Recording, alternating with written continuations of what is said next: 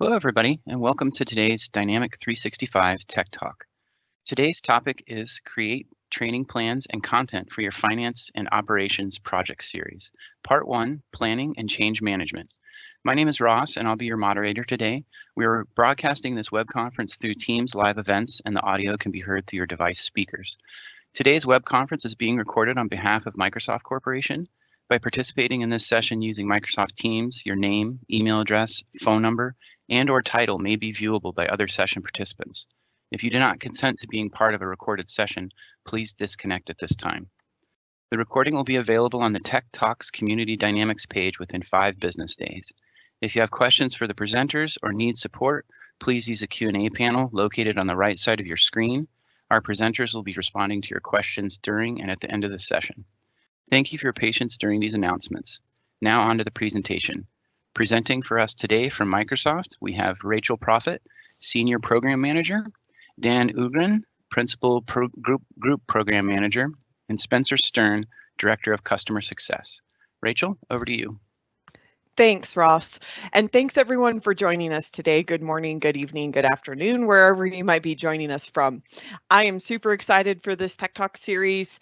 For those of you who know me, training is my first passion. For those of you who do not know me, again, my name is Rachel Profit. I'm a fast track solution architect based out of Denver, Colorado. I have been working with Dynamics 365 for more than 19 years now, and I've spent about 13 to 14 years of my career really focused in on training. So I'm excited to share with you today and talk a little bit more about change management and training plans for your Dynamics 365 projects. My contact information is here on the slide. I encourage you to follow me on Twitter, connect with me on LinkedIn, or follow my blog at dynamics365lady.com. And I'll let Spencer go ahead and introduce himself. Fantastic.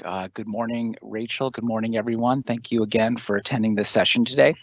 As Ross had mentioned, I'm a Director of Customer Success at Microsoft. I specifically focus on our business applications portfolio, which includes our CRM product.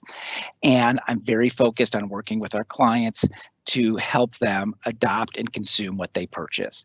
So one of the things that that I utilize a lot when I'm focused on adoption and consumption is putting together change management plans. I'm a certified ProSci change management practitioner, which is a leading methodology in the change management space. I've been doing change management for 13 years, and I've seen the dividends that can help drive, especially in technology projects, because with the change management side of things, we have a tendency to focus on the people, the process, the cultural side of change, which need to be enabled in order to make these technology projects successful. So as with Rachel, please feel free to reach out to me, connect with me on LinkedIn. I love sharing stories and best practices around change management initiatives. Rachel, I'll toss it back to you. Thanks. So in today's session, we're really going to be focusing on 3 primary things. We're going to talk about why training and change management are difficult and so critical to your project. We're also going to look at some examples of how resistance to change might surface in your project. And then we're going to talk about some change management techniques that you can use to improve adoption of your solution. And we'll kind of wrap up with a little bit of the beginning planning portions of, how you're going to start putting that training plan together. And then in parts 2 and 3, we're going to be diving more into the specifics around your training plan and your content development. So with that, let's go ahead and get started.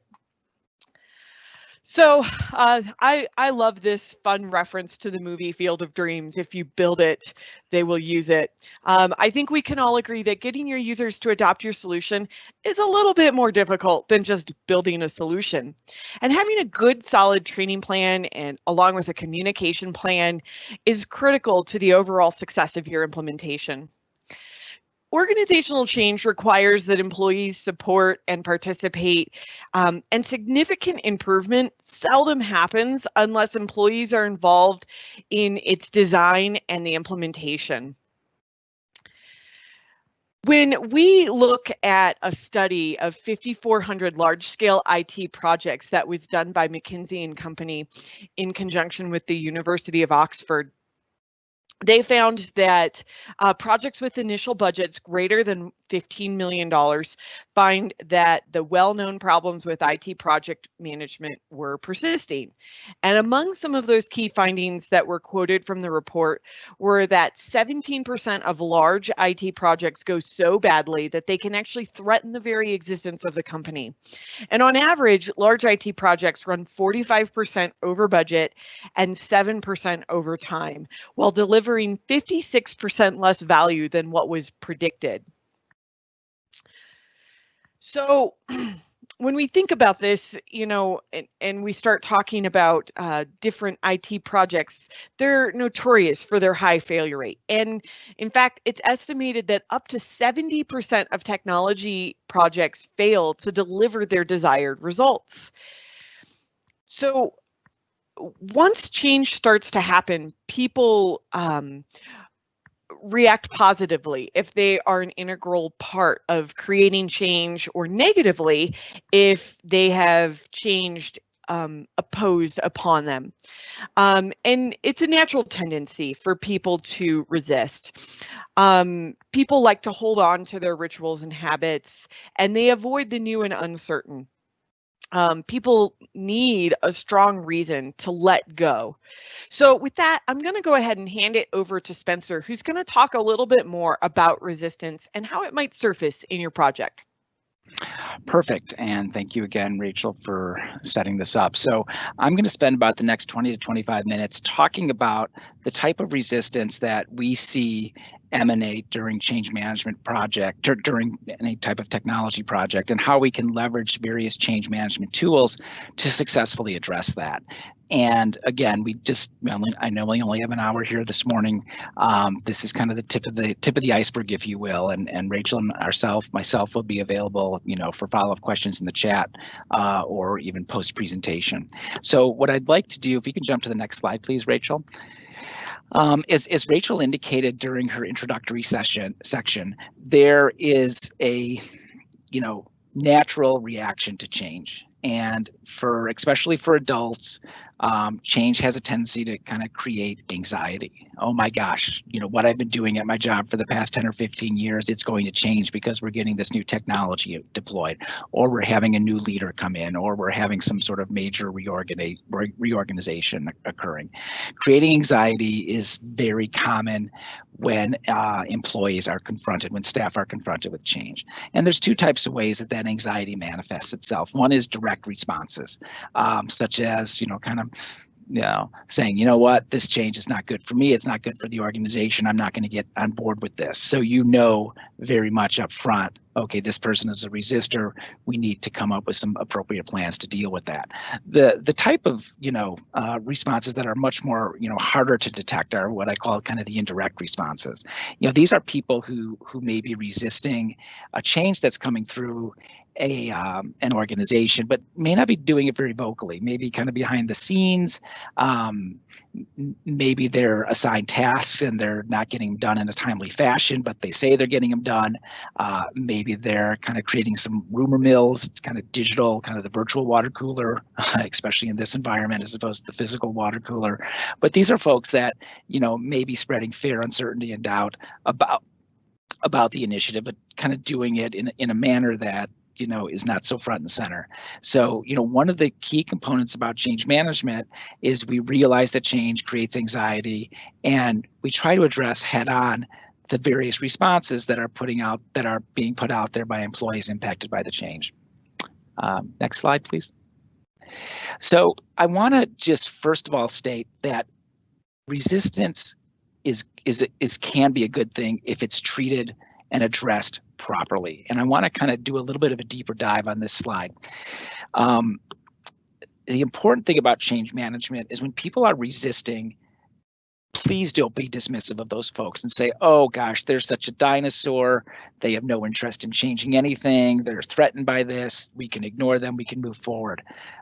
There may be some people like that, but the reality is my experience I've been involved in about more than 15 large-scale technology projects that have deployed comprehensive change management plans, is I always view the people who are resisting as an opportunity to engage them. from our perspective as the project team, it sometimes really forces us to validate some of the assumptions that we put together in our overall project plan. There's a tendency when you're so close to something and working, rolling up your sleeves, putting together the timetable, the requirements, the budget, the staffing, the resources, the governance. Sometimes it's kind of difficult to step outside of that and say, gosh, how is this, project plan that we're putting together going to impact these frontline workers who are tangibly going to be impacted by the project because they're using a brand new system. So getting this different perspective from a resistor forces us as a project team to say, wait a second, it made some assumptions here around timetable, or we made an assumption here around an integration that's being built into the system, or we made an assumption about the ability of this manager to drive change in a specific division. You know what? We need to revalidate this. Maybe we didn't take things into account. And it's very important. Sometimes I've been in projects where we've gotten feedback from frontline impacted workers saying, you know what? I love my manager, but based on where they're sitting in this organization, I'm not sure that they're the right person to drive change down to us at the front line. And we had to go back and kind of reevaluate our governance structure because of that very tangible feedback. And it was fantastic feedback because we got that feedback up front. We identified this person as a resistor. Another huge benefit of resistance is that it's an indicator as to how feasible is this project, this initiative. Sometimes, again, when people are working on a project team, a program management team, sometimes there can be a little bit of a tendency for groupthink, siloed thinking, et cetera. Having somebody outside of that core team offering feedback, test us, gives us an early indication. Gosh, is this initiative going to work? And the last piece of it is resistance is about inquisitiveness. Now, there are some people who I kind of refer to as natural born resistors. They, regardless of what the initiative or the project is, they're going to be like, nope, not for me. I'm against it. I'm going to keep doing what I'm doing. I like my old legacy-based system here. But there's other people who've really thought about the tangible impact that this project is going to have on them. And they've sat down and they've made notes and they've created a list and they say, gosh, these are my major concerns about it. And then they come back to the program management team or the change management team if one has been developed at this point in time and say, look, these are the serious concerns I have about how this initiative is going to impact my position, how it's going to impact my interactions with my partners, how it's going to change the interactions with my colleagues, my clients, et cetera. I have gotten significantly positive feedback from folks who have been kind of in a category of a resistor because they've taken the time to be thoughtful to give us feedback. So again, really important point to emphasize on this slide. Just because someone is resisting doesn't mean we ignore them, doesn't mean we kind of push them to the side. Engage these people because we can get significantly helpful findings from them that we can plow back into our project plan, into our program management, into our governance process to make the project more efficient, more effective, meet our timetables. Next slide, please. So what I want to focus on next is different types of resistance strategies. So we have listed on here resistance approaches, 5 different ones. And I'm going to spend the next couple slides going through these and kind of explaining a little bit what these different, approaches are, kind of putting some definitions to them. And then after I do that, the last part of my segment is going to focus on specific action steps that we as people who are kind of on the program management side or on the change management team, specific steps that we can take to address these resistance approaches that we're seeing. Next slide, please. So the first one I want to start off with is the only game in town. So this is, and as I'm saying this, hopefully you guys are thinking of colleagues or staff that may fit this category. This is a person who has been doing a specific task for a long period of time. They may be developing spreadsheets. They may be pulling data from an Access database, for example. They may be generating a specific type of weekly, daily, monthly report. This new system's coming in, and it's going to change that because the new approach coming in here, perhaps it's a cloud-based system, for example, their world's going to get rocked. So they they may have a tendency to resist because what they do and what they've been doing for a long period of time, that's their power base. Hey, go get that report from Johnny. He has that sales report that he delivers every Friday at 5 o'clock. He's the only one that knows how to, compile the data and push it out. People like that resist because they see that, oh my gosh, this new system is going to rock my world here. So that's kind of one categorization of a resistance approach. Next slide, please. The next one is what I call kind of we are the world. So this is a scenario where a person may claim, oh my gosh, our processes of what we do in this department are so unique. It's impossible to replicate this by a new system. We have customized this thing over the past 10 or 15 years. We have built all these integrations to other systems. We have our people trained on this. It's going to be physically impossible for any type of system to replicate, replace, enhance what we're doing. And because of that, we're not going to support this type of system. So again, this is just kind of another type of scenario that you may run into when you are doing your, implementing a change management plan. Next slide.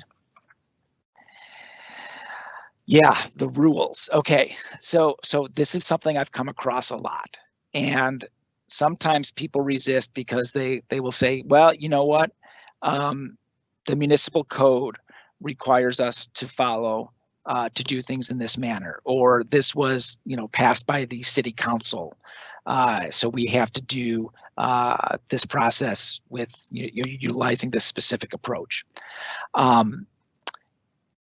The best way to handle this is, first of all, research this. I know I'm jumping ahead a little bit and talking about a mitigation approach, but one of the things about the rules that we need to understand, is this really a rule, or is this something that just kind of has been ingrained culturally over time, and people just kind of assume, well, you know what, this is the rule, when in fact it's just a decision that was made, perhaps by a leader, perhaps by a frontline person, and over time it just kind of manifested itself as a rule.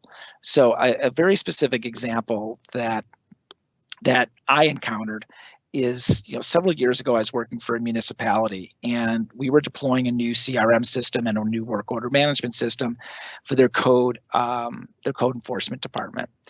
And when we were working with some of the code managers and staff, we were explaining, how our new CRM system, how the new CRM system and work order management system would interact within the department. Several people chimed up and said, you know what, this is not going to work for us because this system is not compliant with, it was some sort of specific municipal code section that they cited. I mean, they were very precise in citing it. And I said, well, you know what, let's go take a look. Has anyone looked at that municipal code lately? Is that still in effect? Is that still active? And people are like, well, yeah, it is, because that's what we were told. And I go, but has anyone physically gone back and looked at the municipal code? And no one said that. They raised their hand and said, no one's looked at it. So I remember they didn't have at that point all of their municipal code was fully online yet. So we literally had to go back to the library at the municipality and pull the books that were set up. So we found the code section, we found the book, and when we looked in there, lo and behold, there's nothing in the municipal code that spoke to this specific process and the way that it needed to be addressed. And these people were basically following this rule for, I think, a couple decades, and it was just something that we found out later was set up as a process by the department head at that time. And over time, it just kind of manifested itself as a rule, as part of the municipal code, when in fact it wasn't. So sorry for the digression a little bit, but I just wanted to kind of specify that a lot of times, people who may be resisting, maybe anchoring themselves on a rule, when in fact it's not a rule. Next slide. This happens a lot, analysis paralysis. So sometimes when people are resisting, they request additional analysis be done. well, who says that this is the best recommendation for us? Well, we hired this consulting firm and they specialize with these types of projects, or they work a lot with companies in our industry, or they work a lot in state and local government. They know this industry really well, and this is their recommendation. So what sometimes people will do who are resisting, they'll be like, well, you know what, I know this other firm. Why don't we engage them? Why did you make the decision to engage firm A? Let's engage firm B here and find out what they think about this. And sometimes they may be very interested in what this firm opinion is as a subject matter expert. Other times they just want to extend the project. And their feeling is the more we can defer a project, maybe it will just go away. Maybe the funding will go away. Maybe the enthusiasm for the project will go away. Maybe the leadership, the executive sponsorship of the project will go away. So analysis paralysis is trying to kind of jam up a project by studying it to death and asking more firms to come in or more outside experts to offer their opinion on things. So that's that one. And then if we can move to the next slide. Yes, this is something that I alluded to a little bit in my introductory section, the rumor mill. So the rumor mill pre-COVID obviously was a combination of digital plus physical, rumor mill. Now it's with many of us not, still working remotely. The rumor mill sometimes is a little bit more difficult to monitor because it is happening kind of virtually. But basically what the rumor mill is someone who's interested in not kind of getting on board with the project or not getting on board with an initiative. What they try to do is they sometimes identify very maybe minor gaps in communication to say, oh gosh, this project has not been well thought out. I talked to Johnny about this, and Johnny's on the project team, and he said that this project is going to launch on December 1st, but then I talked to Jeannie, and Jeannie said it's going to launch on, October 15th. And maybe they misheard things potentially, or it is possible that the project team, that these people may not have been aligned. That's always possible. But what they're looking for is gaps in the project, gaps in communication to feed their narrative, to feed their theory that, okay, you know what, this is not a great fit for us. I'm not interested in getting on board with this thing. And it creates kind of fear, uncertainty, and doubt with other people within the organization that could sometimes, cause projects to come to a halt, to come to a stop, to, stop, reevaluate, et cetera. So this is something, especially in this COVID environment, to, for project management people, for change management leads, to kind of keep a pulse on. Because this sort of stuff is happening maybe via emails, maybe in private social channels. It's a little bit difficult, to monitor this. So again, I'll talk about some approaches for dealing with it. But at a high level, these are the 5 different sort of categories that people who are resisting, these are the 5 different sort of approaches, categories that they typically utilize. So now what I want to do is transition to talk a little bit about how we can address these problems, how we can fix these problems about resistance. So let's, Rachel, if you can jump to the next slide, please.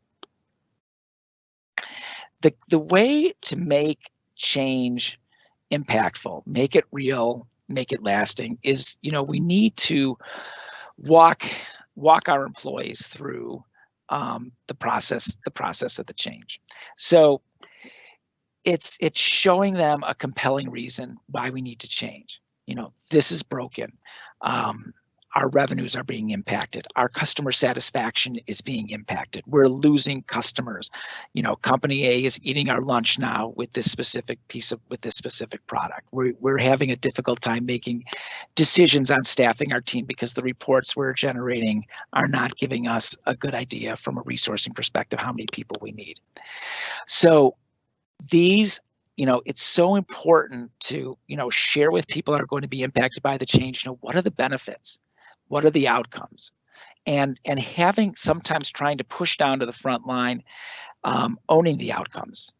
That's one of the best ways to get people on board is stakeholdering.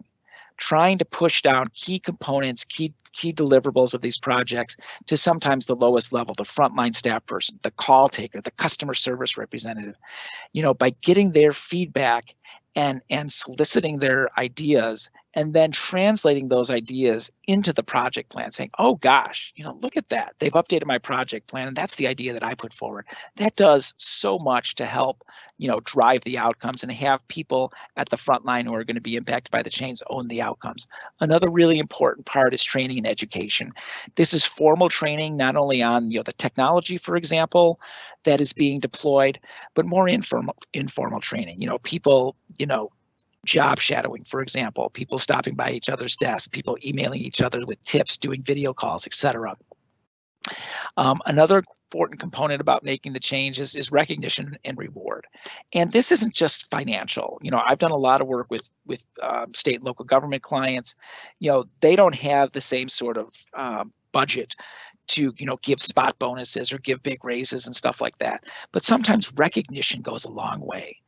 A note from a mayor, a note from a city manager, a note from a department director, recognition at a public, council meeting, for example. And these same things can be done in the enterprise space too.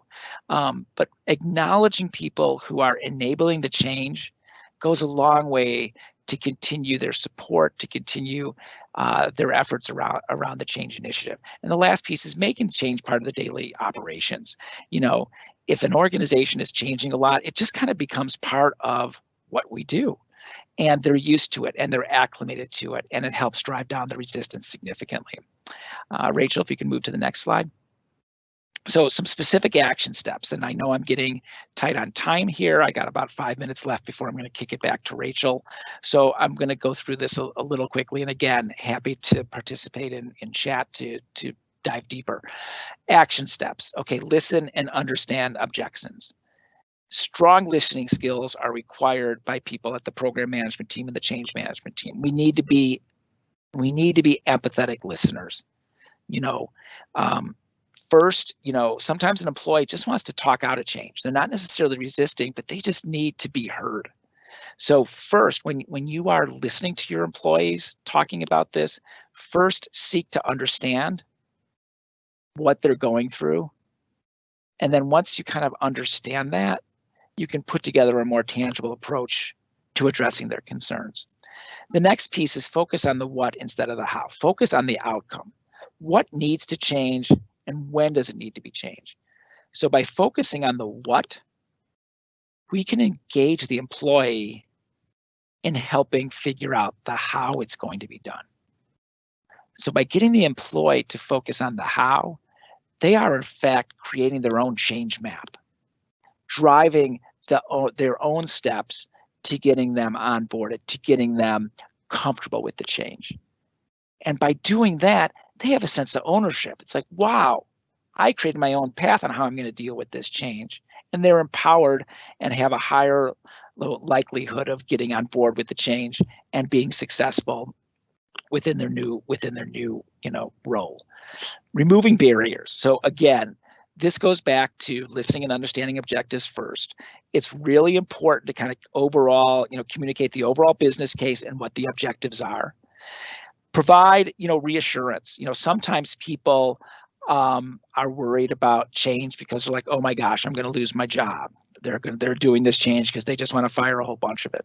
It's really important to kind of emphasize that the change is not about people losing their jobs. It's about trying to make them better at their jobs, make them more efficient, make the way they serve their customers or their staff or their partners or the colleagues more efficient, et cetera. Focus on kind of those high level objectives within an organization, as opposed to, saying, well, the only reason we're doing this is we just want to cut, 50% of our staff. That's not going to resonate well. The next one, providing choices and results. So, create a desire for people to want to be part of this change. Boundless enthusiasm is really important. Be very positive. Deal with employees as individuals, not as groups of people. Validate their concerns. Listen to them. And this goes back to the first point of listening and understanding objectives. We need to be empathetic in our role here as change managers.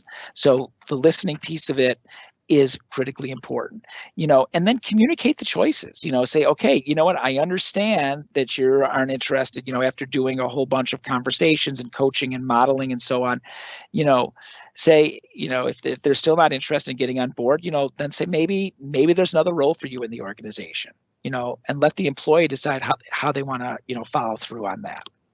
The next one, create hope. This is something that I just had alluded to a little bit, boundless energy and enthusiasm, faith in the future.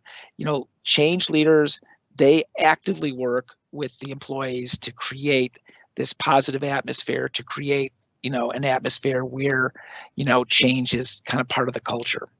And the last one is demonstrate the benefits. So use case studies, use testimonials. This is something that I've done a lot of work with when I'm doing changes. Sometimes, when I see people are resistant, I put them in touch with other people in similarly situated companies or organizations. Okay, you're here you're in the revenue department at a company. You know what? I worked with another company on the revenue team, similar change. Here's a person in a similar sort of position. Let me put you in touch with them. So, use those testimonials, do these webinars, do site visits, bring in guest speakers who have gone through a similar type of change. And when people see that, oh my gosh, I see myself as that person, as a customer service representative or as a manager, as a supervisor, and wow, they were able to go through this change successfully. You know what? Maybe this isn't as challenging or as hard as I thought. So bring in, people, bring in case studies that show, hey, this isn't as hard as we think. Other quick things to do, get a personal appeal from a trusted manager. Sometimes, you want to focus on the loudest, the strongest dissenter, the person who's the most active resistor. Sometimes focus on that person first, working with them. And if you can kind of get them on board, other people may fall into line, because sometimes the only reason other people are resisting or dissenting is because they're following this one person and they're not really haven't kind of really rolled up their sleeves and understand the ins and outs of the project plan. Happy to chat about that a little bit later. Rachel, let's move to the next one. So this is, as I said, in the kind of my last bullet point. Show the real life examples. Top down is very important. Get people to attend these sessions, etc. These go a long way to help make your business case as the change management person. And I think, Rachel, I'm going to end it with the last slide. If you could jump to that, it's just a quote here. So this lady, Tara Ryan, she is the chief marketing officer at a company called Coupa. This is a company that develops savings-focused procurement software. And this is, I felt like this quote really does, a good job of kind of encompassing what change management is. Start advertising early, clearly articulate the benefits for the company, for the employees, for the clients, and be very consistent with that. So with that quote, Rachel, I'd like to turn it back to you to continue the presentation. Thanks, Spencer. So kind of continuing on with some more tips and tricks that you can use in your project to help address the issue and kind of start transitioning a little bit to more about what are some of the training content and communication type assets that you can put together. So my first tip is keeping the technology on the employee's radar. There are several easy and inexpensive things that you can do to keep your new technology a visible topic of conversation in your company. So one example is creating a poster campaign that highlights key events in your adoption process, and start from the launch and keep that ongoing throughout the entire project and through all of your training leading up to your go live, and include helpful how-tos and those usage and success stories to help drive some of that communication, across those users. Invite your employees as well to give feedback about the new technology. Maybe you have a weekly email, or maybe you have a text, number that they can text message and send their feedback in, or you could do a poll on your internet site. You could also host lunch and learns or an ice cream social, things that provide employees with top user tips in a relaxed atmosphere for Q&A. And even though we're in kind of uncertain times with COVID, you can still do things like ice cream socials where everyone brings their own ice cream or brings their own special treat. And you can use those things as icebreakers to help get employees talking and communicating with each other. But it gives you a great platform. It's something fun and interesting that they will be interested in participating in. And again, you want to focus on that outcome. What needs to change and when does it need to change by? And by focusing on the what, it will allow staff to be involved in the how and increase ownership of that solution. So Spencer talked a little bit about recognition, but I think it's important to talk a little bit more about the employee recognition part in user adoption. There's nothing quite like a little friendly competition, in my opinion. So you can try using a competition out as a user adoption strategy to get folks engaged in your new technology. A company called Hinda Incentives that specializes in helping organizations reward performance reports that employee incentive programs typically increase the frequency of behavior that was rewarded by 22%. And it increases sales by 20% when $2,000 per employee is invested in incentives. So if you're trying to put a new sales program in place, their research indicated if you spend $2,000 per employee, your sales will increase by 20%. They also found that it helps reduce turnover by 13% compared to companies that didn't have a recognition program in place. So if you are having problems getting employees to stay, using recognition can be a great way to incentivize people to stay. And again, like Spencer said, it doesn't necessarily have to be something that you're spending money on. It can be something that's a little less tangible. It could be employee of the month and you give them, the best parking spot, right outside the building. There are a lot of ways that you can incentivize and reward your employees to do their best. So when you're thinking about putting a friendly competition together,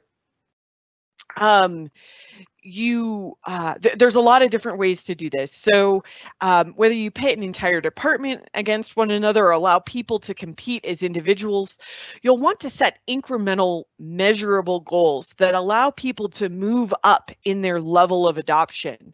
And this will help ensure the adoption process will continue after each reward has been received.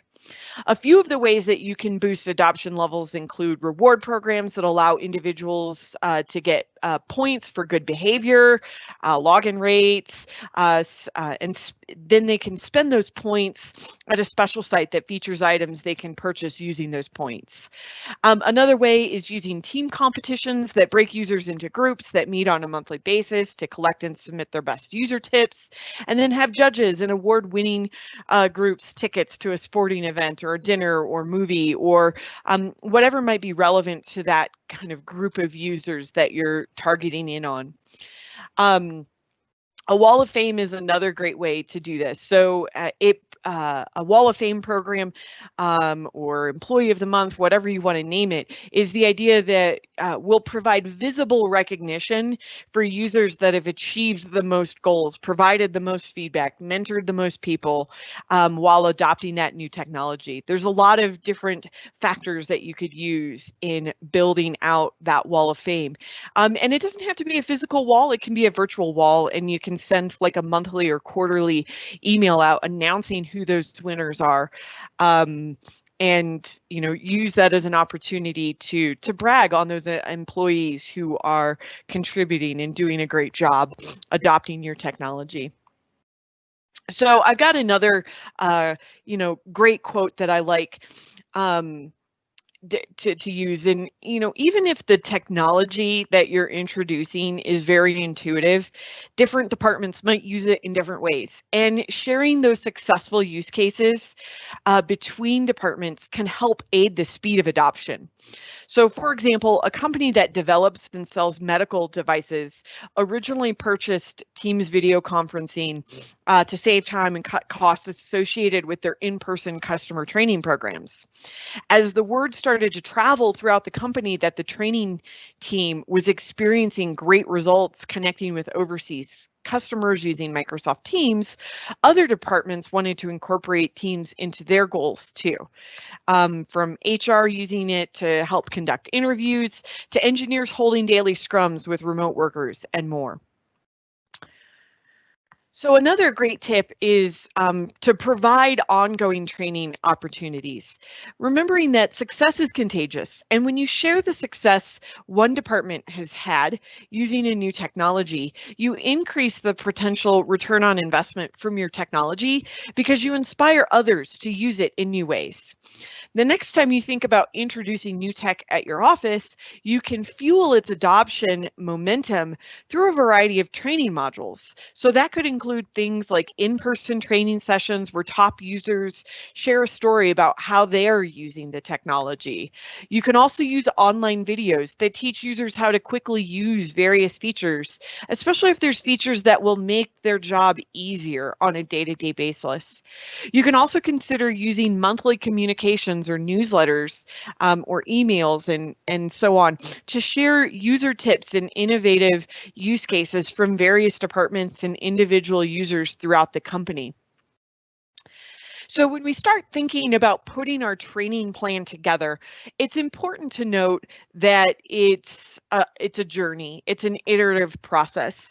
In our series, we're really going to focus around the training plan and the content development. And these two things have to be part of your change management plan, and planning for these tasks in your overall project plan is critical to the overall success. So I want to switch gears a little bit and talk more about planning your training. It's important to remember that the training plan, again, is iterative, and it will continue long past your first go live. And when we think about the software having a continuous update pattern now with finance and operations, we get new updates every month. You'll need to think about how your training plan will be a continuous training plan to go alongside your continuous software updates. So when we think about the different phases and steps in the journey, there are 6 basic steps. So the first one is managing the change. Again, human beings are naturally adverse to change, and a technology implementation is no different. So you have to have a change management component to your project. The most important part of user adoption is the users themselves. So start by building personas to help identify the way your main users are grouped and will interact with the system in their daily work. And this starts when you're gathering those requirements. One of the things that we often talk about from a fast track perspective is, are you gathering persona requirements? That should be part of that requirement gathering step and phase of your project. When you're gathering information about what the system needs to do, should also involve who needs to do it and what's different, about these parts of the process versus, another part of the process. And so the next step is building the foundation. So when we think about from a training perspective, and I'm not talking about the software itself, we want to do site mapping, wireframing, prototyping, and mockups that can help make sure your system is built for usability. And that might actually include mockups of the actual software, but you'll also need to think about mockups of what the training might look like, and how you're going to teach people.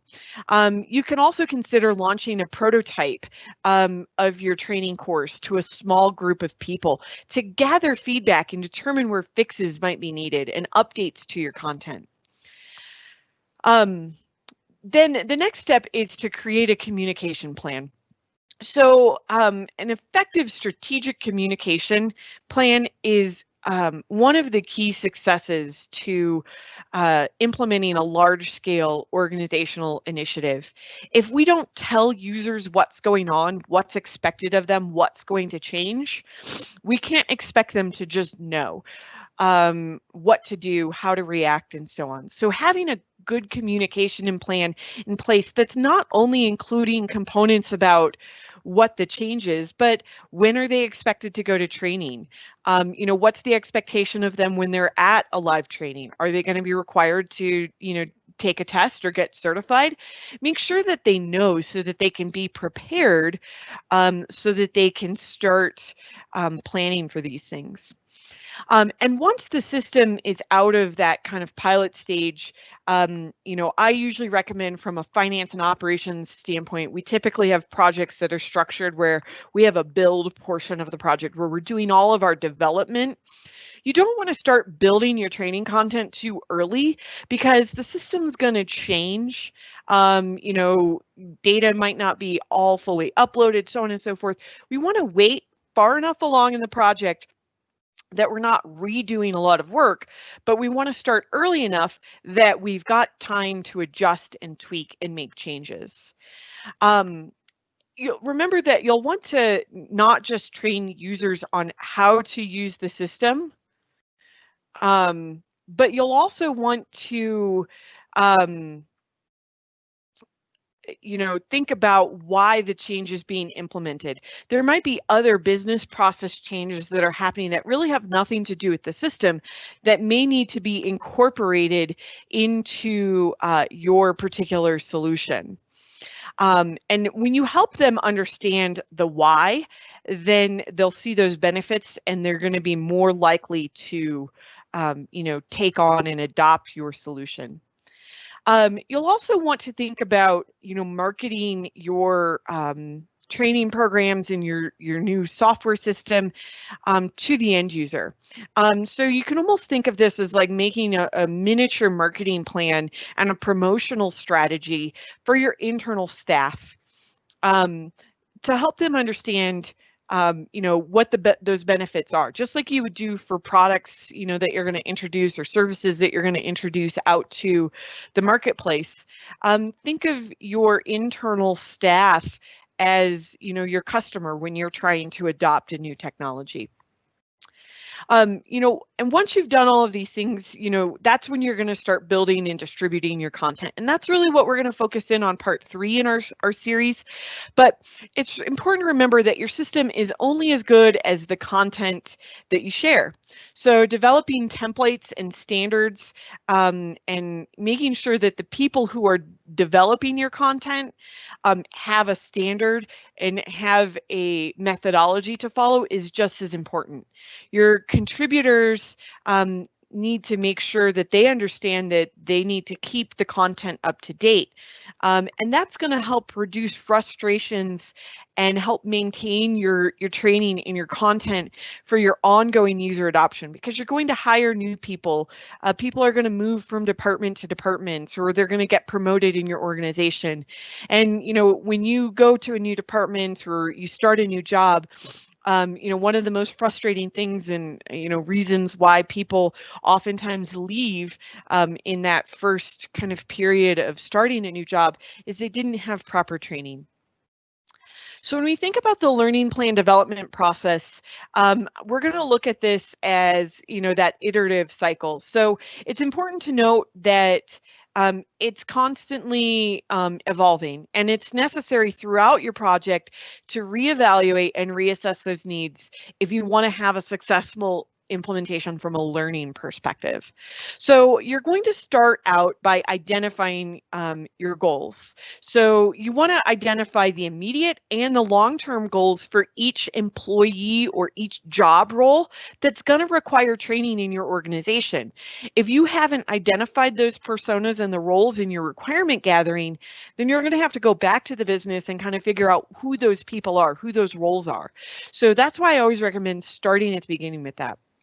Then you're going to create your learning plan or your learning domains. And this is, again, a living document. That first draft isn't going to be complete. You're going to keep coming back to it and updating that plan with more details. Those learning domains refer to determining the type of skill or the type of learning that will help you meet those immediate goals that you set out for. And so you'll need to map each of your training goals to a comprehensive list of courses, content, quick reference guides, documentation, whatever you'll be using to meet those training goals. And we'll talk more about how to do that and the step-by-steps along with some samples in part 2 and more in part 3. The next step is to really categorize those learning methods. And so you're going to need to identify the different content and delivery types. So this is like, are we going to do instructor-led training? Are we going to do videos? Are we going to do quick reference guides? Whatever it might be, to help us figure out how I'm going to take those goals and what that kind of the general domains or objectives of my learning are, and mapping those to different types of artifacts and content and how we're going to develop that content. And then you can actually start developing the actual content. And I think this is one of the steps that a lot of people and a lot of organizations underestimate the amount of effort that it takes to create all of the content that's needed. In part 2 and in part 3, I'll be talking a little bit more about how much time you should estimate for putting a training plan together, as well as how much time in part 3 it takes to develop content, some good basis that you can use as an estimation technique. And then you'll need to evaluate the success, right? So once you've developed this content and you've started delivering it to your users, you need to see what worked and what didn't work and adjust. And that's one of the reasons why we suggest kind of piloting it. Just like you're testing the software, you'll need to test your training solutions as well. If you develop an e-learning course and you just publish it out there for users and no one ever tests it or validates it, you know, and users are confused or getting stuck, or maybe it's taking them in circles, or maybe you know, the Q&A in those are not, you know, accurate, that frustrates users. And when users get frustrated in a learning, especially a self-paced learning environment, they tend to just give up and stop. So it's important that you'll need to evaluate after you've kind of created that first learning plan and figure out, you know, what's next. So some do's and don'ts for your training plan. We do recommend use the business process modeler in lifecycle services to help track those business processes. If you're implementing another software solution like Dynamics 365 customer engagement applications as an example, where the business process modeler doesn't exist, you can also look at using Azure DevOps to track training. If you don't have that and you're implementing something smaller, maybe it doesn't warrant, you know, whatever your project or phase is, it doesn't warrant a full Azure DevOps project. Just use Excel or a project plan to keep track of all of those different things. When you're using Azure DevOps, make sure that you're tracking all of the training and persona requirements along with those user stories and those epics and the details of what those system requirements are.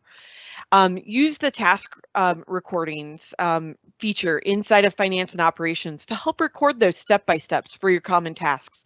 We'll talk more about that in part 3 as well. And use a just-in-time approach for training your users. So what that means is don't train users on something that they're going to need to do 4 months from now. If you train a user on something and you don't give them that feedback or the opportunity to use those new skills, you know, within 48 hours, they will lose 80% or more of the learnings and trainings and the information that you have provided to them. So you want to deliver that content as close to when they can start using that information as possible. A couple of things not to do. Don't wait until UAT is finished to start your planning. If you wait until UAT is finished and you're just now starting to plan and just now starting to develop content, you're going to be rushed. You're not going to have enough time before you go live to develop the right quality of content, the right amount of content for all of your business processes. Things that are standard and aren't being modified in the system can be tested as soon as they're configured. Obviously, your project plan will vary from, project to project, so you'll need to consider, what makes the most sense for your project. But you need to start early from a planning perspective. Another thing is, don't only account for a train the trainer approach in your project plan. With a lot of finance and operations projects, or large scale projects, your partner might say, oh, we're going to use a train the trainer approach. And that's fantastic. It's a perfectly fine approach. It's been used for many years. But really, if you're using a train the trainer approach, you're going to need two plans. You're going to need the plan for the partner to train those project SMEs, and you're going to need a second plan for those project SMEs to go out and train the masses, to train the end users. And both of those plans are equally important, and they're going to take time, they're going to take effort, and you need to make sure that that's all planned out in your project plan so that you are making sure that you've allowed enough time and you've got all the right resources available.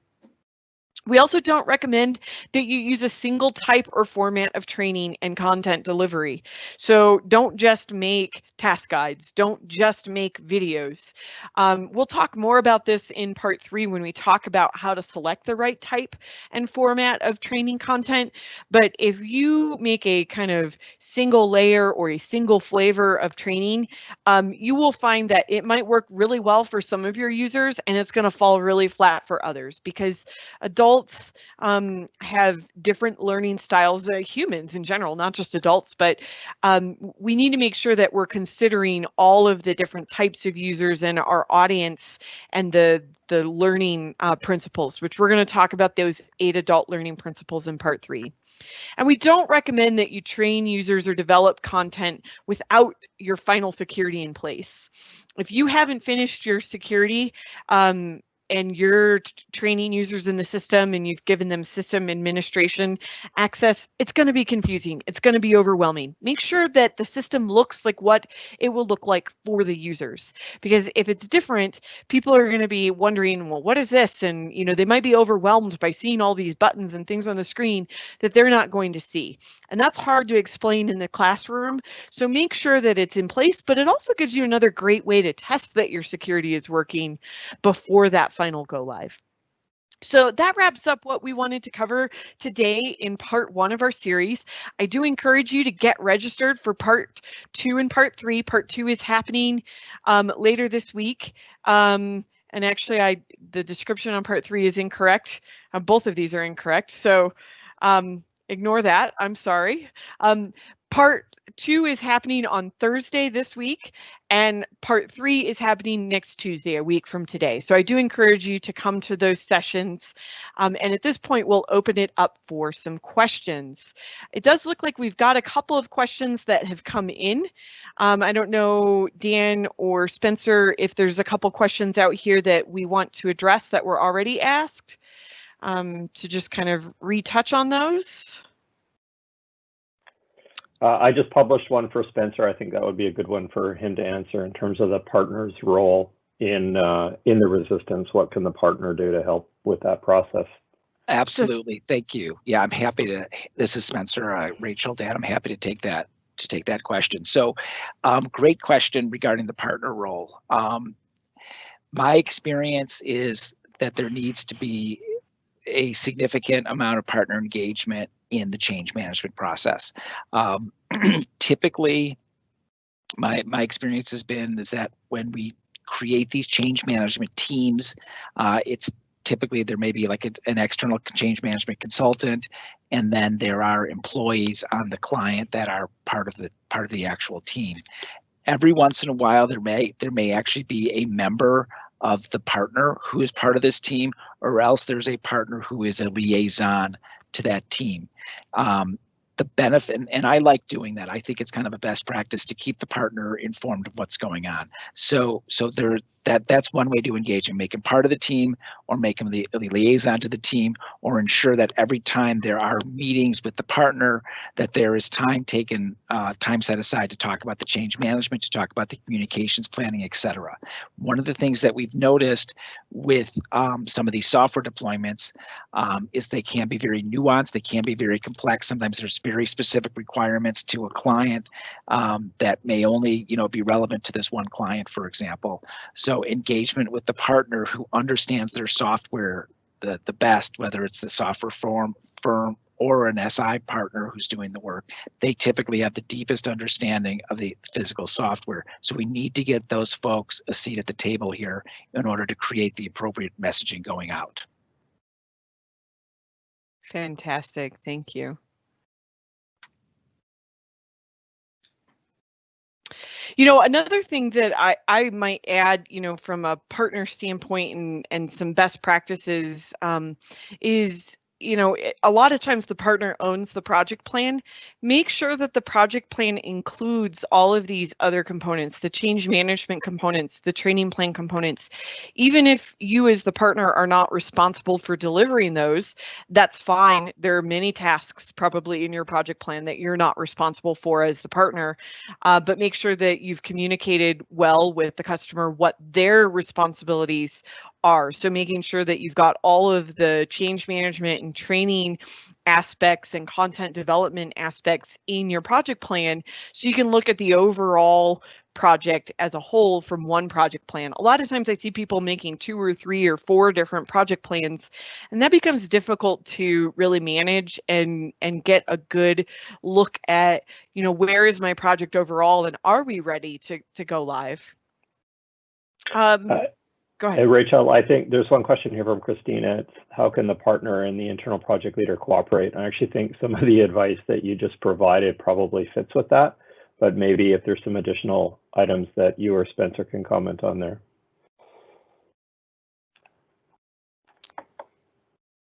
Do you want to take the first crack at that one, Rachel? Yeah, I think one of the things that I just kind of mentioned is making sure that you've got a combined project plan. And I think communicating and having a status meeting and making sure it's clear that, what partner is responsible for and what the customer is responsible for is important. And a lot of that comes back to a very well-written statement of work.